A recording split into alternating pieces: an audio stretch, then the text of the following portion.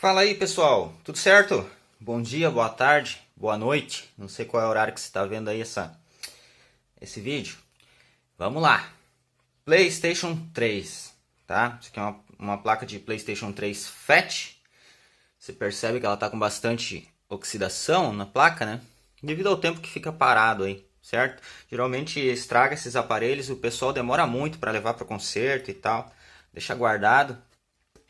E aí acaba oxidando um pouco. Então essa placa aqui, ela vai para lavagem e para estufa, certo? Mas o que eu quero mostrar para vocês nessa placa? Você vê que já tem componente faltando aqui, né? Essa placa aqui, foi uma placa que chegou aqui para mim, com sintoma de iLoad, certo? Liga, acende a luzinha verde lá, pisca amarela e volta pro vermelho, né? Fica piscando vermelho, bem o sintoma de iLoad, certo? Então, a princípio eu não tinha nenhum curto aparente aqui, pelo menos o meu multímetro não me acusou e eu acho que o meu multímetro me traiu nesse momento. Tanto que você percebe que eu cheguei a colocar capacitores de tântalo. Por quê? Você pega um aparelho com sintoma de iLoad desse, você mede os 12 volts, vê se você não tem curto. Não tem curto, você verifica a fonte, troca a fonte ali para fazer um teste. Continuou o mesmo sintoma. Aí a gente mede CI HDMI e tudo mais, por desencargo de consciência. Não tendo nada, nenhum tipo de curto aparente, nenhum fuse queimado, porque o que acontece? Às vezes você pega, por exemplo, dá um exemplo aqui, um curto na linha de alimentação principal nos 12 volts, só que você mede aqui no conector e ele não te acusa o curto. Por quê?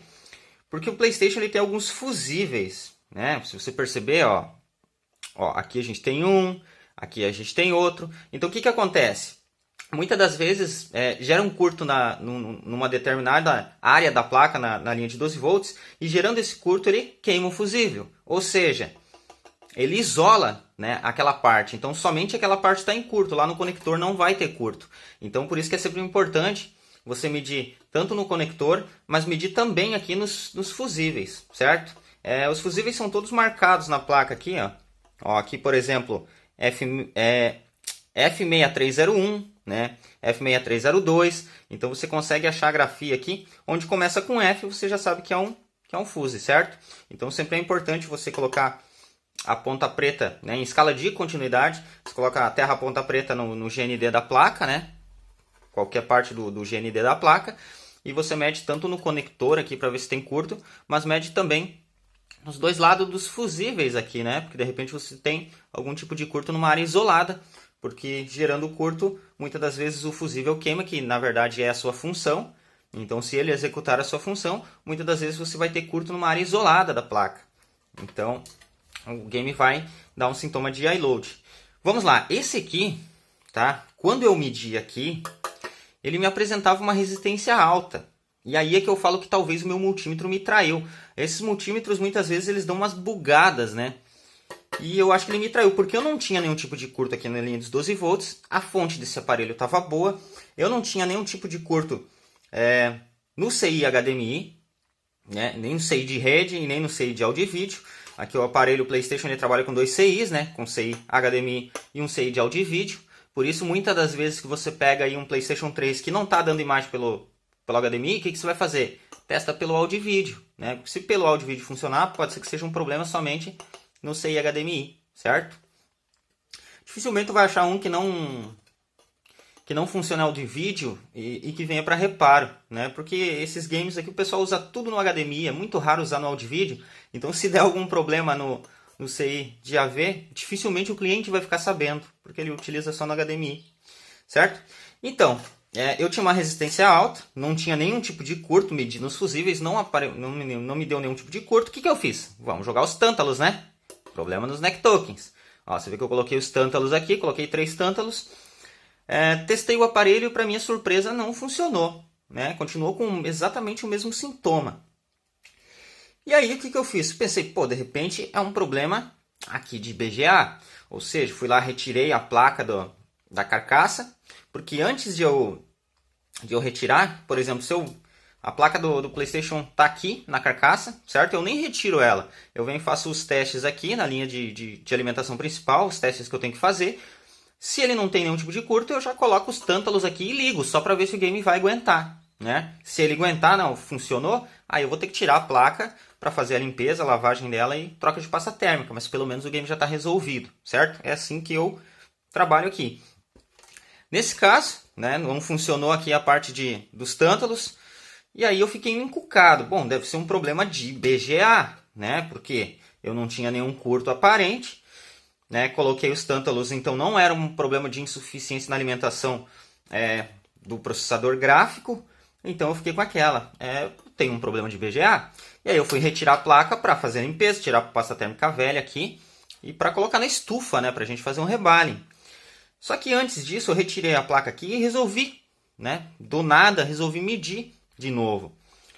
Eu medi de novo e aí a linha de 12 volts me apresentou um curto, tá? Ela me apresentou um curto, estava dando 0,24, certo? Veja só.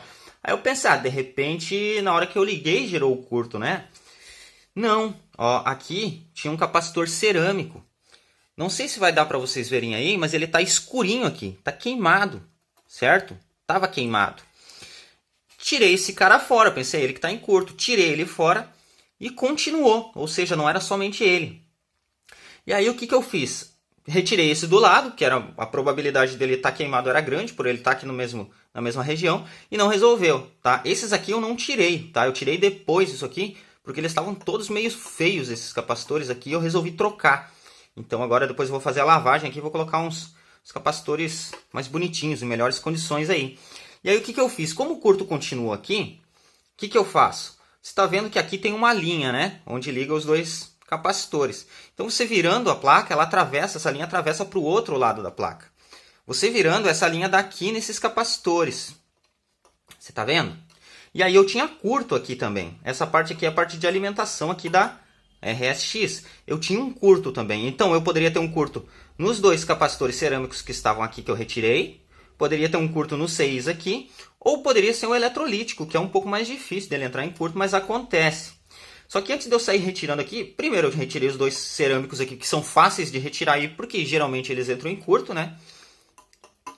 Retirei os dois, como não surtiu efeito, antes de eu retirar CI aqui e retirar os capacitores eletrolíticos, eu isolei o curto, né? Então é isso que eu quero passar para vocês. Quando você tem um curto na placa, seja na linha de standby ou seja na linha de alimentação principal, você tem que isolar o curto, certo? Lembrando, poderia ligar a fonte de bancada. Acho que vocês estão achando já que eu nem tenho fonte de bancada, né? Deixa eu pegar ela aqui, ó, para mostrar para vocês. Vocês vão dizer, pô, esse cara aí sempre fala, usa fonte de bancada, mas nunca usa. A minha tá aqui, ó, minha fontezinha de bancada. É porque eu faço assim mesmo, porque eu queria, essa aula aqui eu queria fazer inteira para vocês em cima dessa placa. Só que eu tava com um pouquinho de pressa. Trabalhei ontem nela até as 11 horas da noite, 11h30 para ser mais exato. Tá lá no meu Instagram a hora que eu parei. Tá aqui minha fontezinha de bancada, tá? Senão daqui a pouco vocês vão dizer, pô, esse cara aí fala sempre que é pra fazer sem a fonte de bancada para ajudar. Eu acho que o cara não tem fonte de bancada. Não, tem, tá ali. Poderia ter ligado a fonte de bancada e o bicho ter gritado, né? Já ia se acusar se fosse pelo menos um capacitor cerâmico. Mas eu resolvi ir na raça porque a minha ideia era fazer a aula. Infelizmente não deu, né, por uns contratempos aqui, mas eu tô passando tudo para vocês. Então o que eu quero que vocês entendam é que vocês têm que isolar o curto. Quando você pega um curto na placa, você tem que isolar o curto. Se você não isolar o curto, você vai sair arrancando todos os componentes de 12 volts da placa. Você vai encontrar o defeito, só que depois vai te dar uma trabalheira gigante para colocar tudo de volta, sem necessidade. Então, ao invés de eu sair tirando aqui os CIs aqui, os eletrolíticos, o que eu fiz? Retirei a bobina aqui. Retirei a bobina. Quando eu retirei a bobina aqui, eu corto essa linha, certo?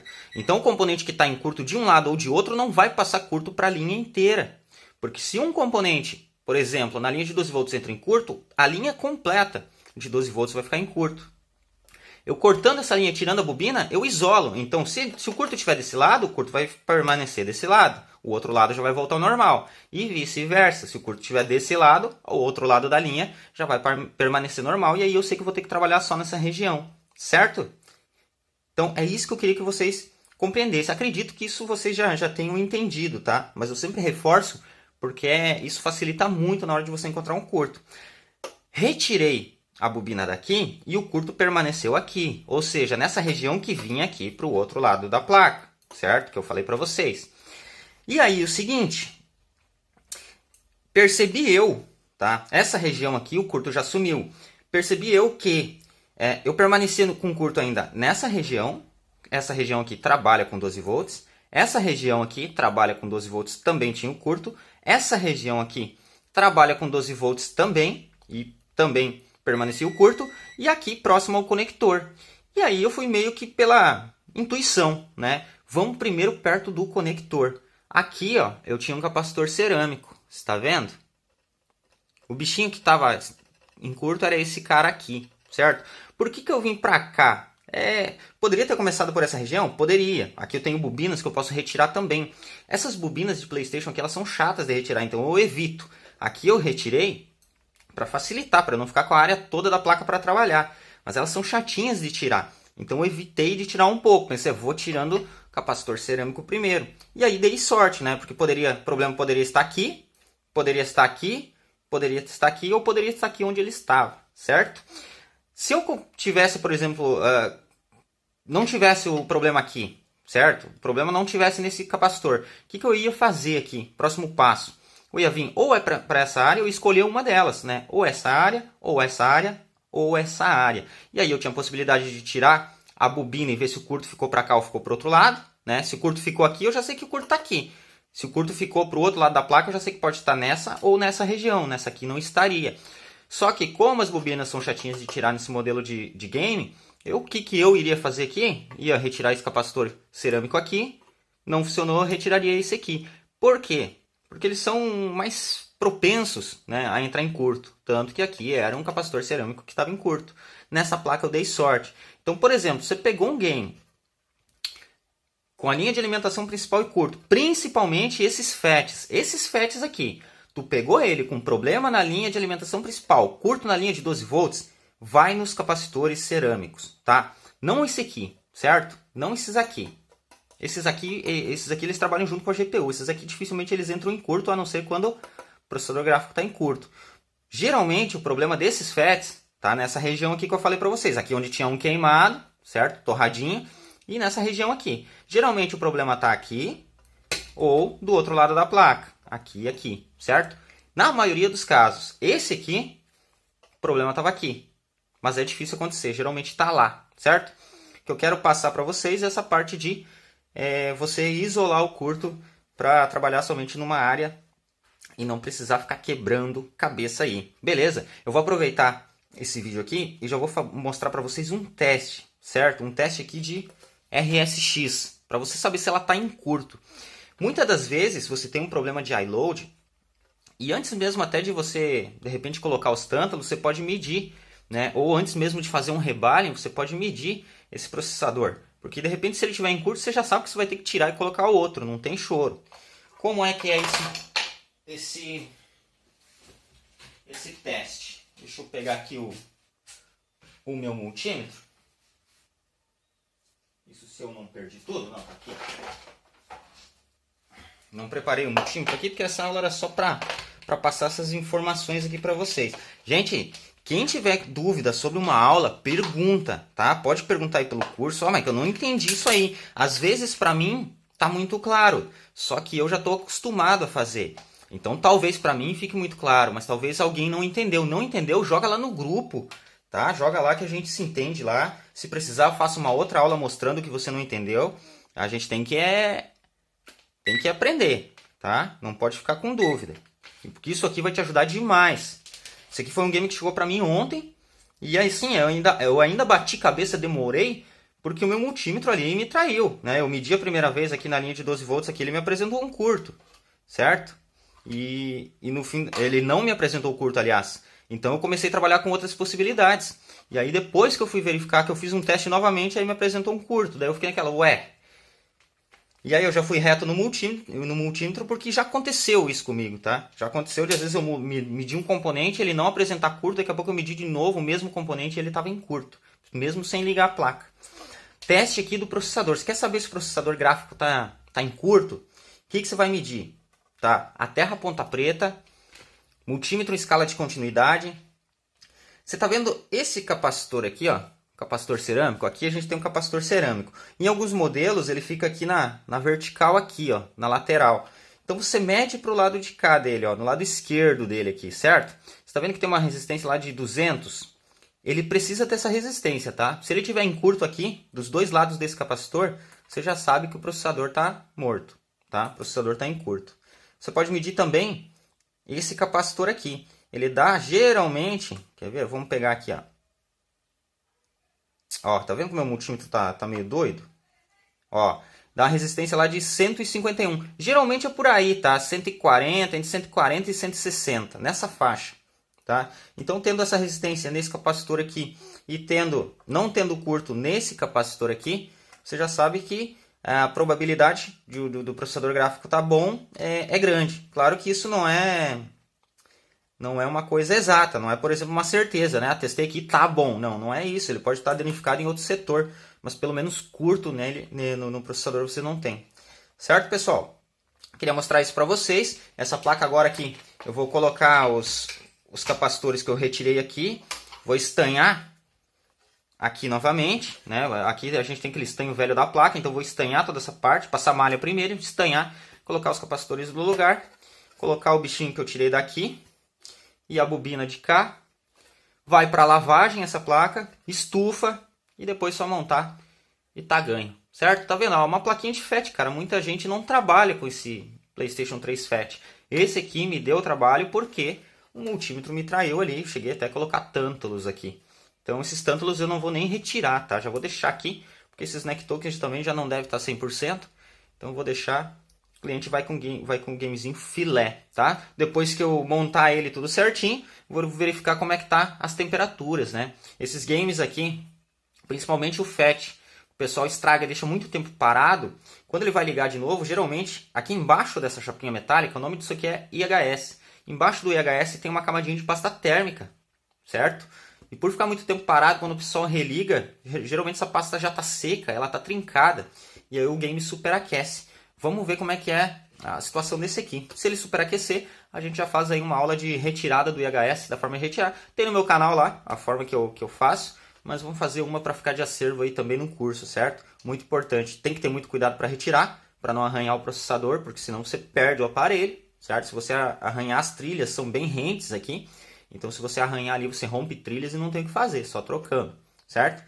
Então vou terminar de fazer essa limpeza nessa placa, colocar ela e vamos ver, se ela superaquecer a gente já faz aí a aula de retirada do IHS, troca de pasta térmica embaixo do IHS, tá? Tanto do Cell quanto da RSX. Lá no meu vídeo do YouTube eu mostrei só do Cell, que a gente vai fazer dos dois. Dificilmente dá problema na pasta térmica aqui do IHS do processador gráfico, né? Mas como a gente vai fazer, a gente já faz os dois. Certo, pessoal? Espero que tenha ficado claro. Se não ficou claro, digam-me, certo? É como eu disse. Como eu já tenho bastante experiência nisso, eu faço isso já de forma natural, às vezes parece que eu estou passando uma coisa clara. Mas vocês aí que estão absorvendo a informação, vocês têm que me falar, Michael, isso aqui não ficou bem claro, como é que é, certo? Estamos combinados? Eu falo isso porque tem gente que fica meio sem graça de perguntar. Não, pode perguntar, cara, joga lá no grupo lá, a gente está aqui para aprender e para resolver as coisas, certo? Até a próxima aula aí. Bom trabalho para vocês e até mais.